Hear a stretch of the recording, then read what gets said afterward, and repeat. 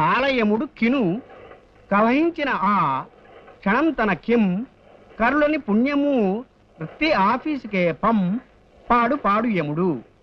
చూడండమ్మా, ఒక వాక్యాన్ని వరుసగా రాయకుండా దాన్ని తెగ్గొట్టి చిత్రవత్ చేసి ఒకదాని కింద ఒకటి రాస్తే దాన్ని కవిత అనరు. కవిత అనకపోతే ఏమంటారు?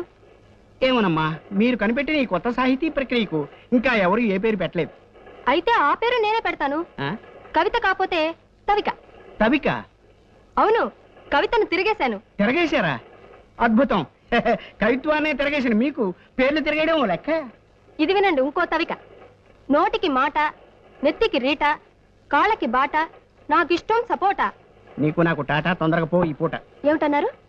ఏం లేదు, మీ పేరు వాగ్దేవి కదా. వాగ్దేవి అంటే సరస్వతి. సరిగ్గా మీకు మీ వాళ్ళు ఆ పేరు ఎలా పెట్టగలిగారా? అదే వాళ్ళ గొప్పతనం. అర్రే, ఈ వారం ఈ తవికలు వేయండి. వేస్తానమ్మా, అలాగే వేస్తాను. కిందటి వారం వేసిన నా కవితను మెచ్చుకుంటూ నాకు ఫ్యాన్ మెయిల్ ఏదైనా వచ్చిందండి? వచ్చిందమ్మా. ఫ్యాన్ మెయిల్ కాదు, తుఫాన్ మెయిల్ వచ్చిందమ్మా. మిమ్మల్ని మెచ్చుకుంటూ కాదు, మరో విధంగా రాశారు.